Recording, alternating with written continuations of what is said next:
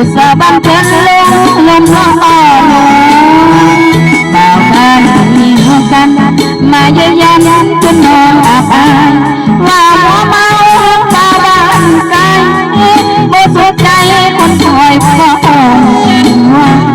ส่งลูกคำพา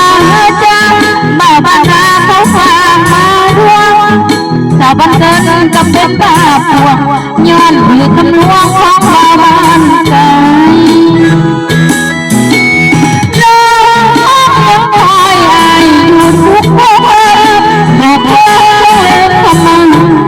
อย่างแต่ไอ้นั้นละที่เปลี่ยนใจ